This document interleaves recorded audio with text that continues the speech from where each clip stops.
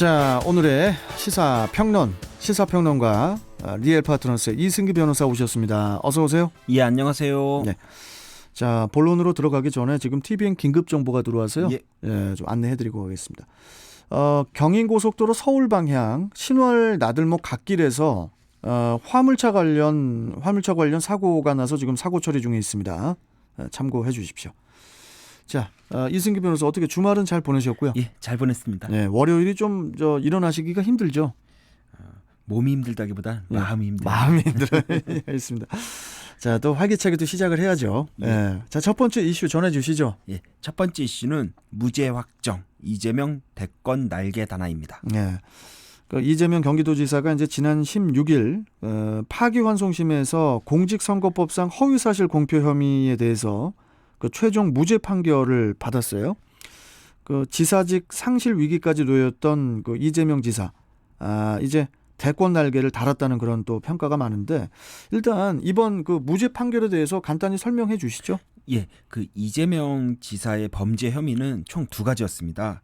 먼저 친형 강제 입영 사건과 관련돼서 직권 남용 혐의가 있었고요. 네. 또 대장동 허위 선거 공보물, 그리고 검사 사칭, 그리고 친형 강제 입영, 이 세 가지 건에 대한 공직선거법 위반이 있었습니다. 바로 공직선거법 위반이 허위사실 공표인데요.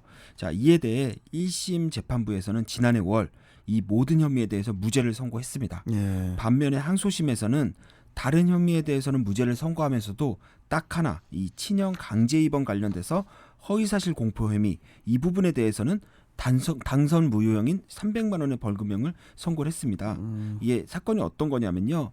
2018년 지방선거를 앞두고 열린 이 TV 토론에서 이 상대 후보가 이재명 지사에 대해서 자, 형을 정신병원에 입원시키려 한 적이 있냐라는 취지의 질문을 했습니다. 그러자 이 지사가 그런 적 없다라고 부정을 했는데 네. 이게 바로 공직선거법상 허위사실을 공표했다는 겁니다. 그런데 여기서 문제되는 게 과연 공직선거법에서 허위사실을 공표했다는 행위, 그 행위에서 이 공표의 의미가 무엇이냐가 논점이 됐습니다. 그런데 대법원에서는 이 후보자가 토론회에 참여해서 질문 답변하는 과정에서 한 말은 허위사실 공표 행위에 해당하지 않는다라고 판시하면서 이 사건을 이제는 무죄 취지로 파기환송한 겁니다. 네. 이 대법원에 따르면 단순히 소극적으로 답변한 것이 아니라 적극적으로 허위사실을 알리고자 일방적으로 의견 제시를 해야지 그게 바로 공직선거법상의 허위사실 유포, 거기서 이제 공표 행위라고 하는 겁니다. 네. 그래서 이번에 항소심 법원에서도 이 대법원 판결에 따라 자, 그 무죄를 선고했는데요. 이 토론회에서의 이 지사의 발언 내용을 보면 의혹을 제기하는 상대 후보자 질문에 대한 답변이고 그 적극적 일방적으로 널리 알리려는 이 공표라고는 볼 수 없다라고 해서 이 최종 무죄를 선고한 겁니다. 네.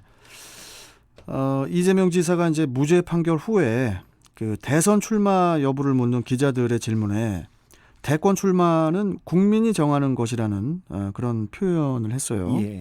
그 최근에 여론조사를 보면은 이제 이낙연 민주당 대표를 앞선 1위인데 이번 무죄 판결로 뭐 더 날개를 달았다 뭐 이런 표현이 맞을 것도 같습니다. 예, 사실상 이제 대권 출마 선언을 한 거죠. 국민이 부르면 나가겠다 이런 거랑 똑같은 얘기인데요. 자, 그 최근 이 여론조사를 보면은 이 지사가 지난 8월부터 석 달 연속 이제는 20% 이상의 지지율을 기록하며 대권 주자 1위를 하고 있습니다. 네. 지난 13일부터 15일 이 한국갤럽이 이제 전국 18세 이상 유권자 1,100명을 대상으로 실시한 조사를 보면요. 이게 95% 신뢰 수준의 오차범위 플러스 마이너스 3.1%인데요. 여기서 이 지사가 20%, 이낙연 대표가 17%의 지지율을 기록하며 이 지사가 오차범위 내에서 앞선 것으로 나옵니다. 네. 특히 의미가 있는 게 이번 여론조사에서 이 민주당 지지층만 놓고 보면은 이낙연 대표가 36%, 이 지사가 31%로 5%밖에 차이가 나지 않습니다. 민주당 지지층만 예, 놓고 봤을 때 이게 왜 의미가 있냐면은 지난 2월 갤럽 조사를 보면은 이 역시도 이제 18세 이상 유권자 1,001명 대상으로 했고 95% 신뢰 수준의 오차범위 플러스 마이너스 3.1%인데요. 예. 지난 2월 조사에서 보면은 민주당 내 지지층 선호도가 이낙연 대표가 52%, 이재명 지사가 4%였습니다. 아, 그래요? 48% 차이가 둘 사이에 났습니다. 훌쩍 올랐네요. 한마디로 근데 단 8개월 만에 이 대표와 이 지사 간 민주당 지지층 내 선호도가 48%에서 5%로 줄어든 겁니다. 예. 결국 전체 국민을 대상으로 한 지지도뿐만 아니라 이 민주당 지지층 사이에서도 이 지사를 단순히 새로운 대안이 아닌 이제 유력 대권 주자로 보고 있는 것입니다. 이재명 지사의 이 지지율 상승, 이 원인이 어디에 있다고 보세요? 이승기 변호사께서. 먼저 그 이 지사 개인만이 가지는 특유의 정치적 스타일이 가장 이제 어필을 많이 한 걸로 보이는데요. 이제 예. 사이다 행보로 대변되는데 이 사회 주요 이슈에 대해서 이제 거침없이 직설 이제 합법을 펼치면서 이제 여론을 주도하는 것이 그 능력입니다. 최근의 예를 보면은 이제는 지역 카페 발언이 있습니다. 그 이 지사는 이제 지역 경제 활성화를 위해 지역 카페가 반드시 필요하다 이런 입장인데요. 예. 이제 지난달 국책 연구기관인 한국조세재정연구원이 지역 카페 관련 보고서를 내며 이 부정적 의견을 밝혔습니다. 예. 뭐 경제에 크게 도움이 안 된다라는 지역 경제 이렇게 말을 했는데요.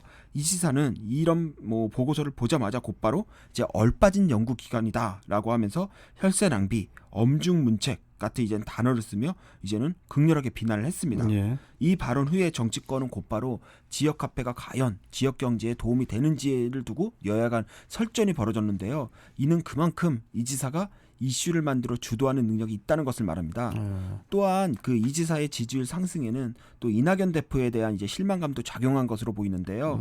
일단 이낙연 대표는 이제는 민주당 당 대표고 국회의원이다 보니까 민주당의 악재는 곧바로 이낙연 대표의 지지율과 연동이 됩니다. 예. 그에 반해서 이재명 지사는 경기도지사로 있고 또 여의도 정치하는 좀 선을 그 거리를 두고 있기 때문에 예. 민주당 내 악재가 그닥 영향을 미치지 않는데요. 그렇다 보니까 최근 전세난으로 대표되는 정부 여당의 부동산 정책 실패부터 해서 이상직 의원, 김홍건 의원과 같이 이제 의원 개개인의 일탈행위와 같은 요인도 모두 당 대표인 이 대표에게는 마이너스 요소로 작용이 되고 있는 겁니다. 또 하나 더 큰 문제는 이낙연 대표가 이 174석의 거대 야당을 이끌고 있지만 거대 여당을 이끌고 있지만 이 존재감이 보이지 않는다는 겁니다. 예. 지금 여론에서 이제 두드러지는 인물은 이제 추미애 장관이나 김태년 원내대표 같은 인물이지 이 대표는 잘 보이지 않는데요. 이는 이 대표가 뭐 개인적으로 신중한 스타일이기도 하지만 취임 후 이제 민주당 내 악재를 수습하느라고 거의 이제 관리형 대표로 머물렀기 때문으로 보입니다. 예. 하지만 또 하나 변수가 있는데요. 결국 국정감사가 끝나면 본격적으로 내년 4월 서울시장, 이제 부산시장 보궐선거 준비에 이제 돌입을 할 겁니다. 예. 이제 선거 시즌이 되면 어쩔 수 없이 당 대표가 중심이 될 수밖에 없는데요. 이낙연 대표가 이제 미니 대선이라 불리는 이 서울, 부산시장 보궐선거 공천을 잡음없이 이끌고 또 승리까지 이끈다면 민주당 대선 후보판이 어떻게 될지는 사실 모릅니다. 일단 뭐 그 차기 대선이 이제 2022년 3월이니까요. 아직 이제 1년 5개월 정도가 이제 남아 있는데 이재명 지사와 이낙연 대표 간의 대권 주자 다툼 계속 지켜봐야 될 것 같습니다. 예. 그런데 하나 더 변수가 있는데요. 바로 민주당 내 최대 세력은 역시 친문입니다. 친문 세력. 예. 이재명 지사는 기본적으로 친문 세력에서 이제 큰 거부감을 가지고 있고요. 이낙연 대표도 엄밀히 말하면 친문이 아닙니다. 그렇기에 다음 달 6일 나오는 이 김경수 경남지사의 항소심 선고 공판 결과가 당내 대선 경쟁의 가장 큰 변수라고 보면 됩니다. 고 노무현 대통령의 마지막 비서관이고 또 친문 적자인 이 김 지사가 이 무죄 판결을 받는다면 결국 친문 지지층들이 이제 김 지사에게 직결을 할 수가 있습니다. 그렇게 되면 민주당 내 대권 전쟁이 이제 친문 적자인 김경수 지사, 대중적 지지도의 이제 이재명 지사, 그리고 그 중간쯤 위치한 이낙연 대표 이렇게 3파전이 될 수 있는데요. 뭐 각자의 성향이나 정치적 지지 기반이 좀 다른 만큼 매우 치열한 다툼이 될 것으로 보입니다. 어떻게 하다 보니까 이제 그 오늘은 민주당 내 대권 후보를 총 정리를 하게 예. 됐는데 예. 우리 이승기 변호사께서 이제 다음 시간에 좀 이렇게 시간 날 때 국민의힘을 비롯해서 또 이제 보수 야당 측 대권 후보도 한번 제대로 정리를 좀 해주시면 어떨까. 예. 그런데 이 보수 야당 측이 지금 대권 후보 인물난을 겪고 있습니다. 그래서 아직은 좀 예. 어느 정도 저희 초보군이 정리가 좀 안 됐는데요. 예. 인물이 어느 정도 나오면 정리 한번 하겠습니다. 알겠습니다. 예.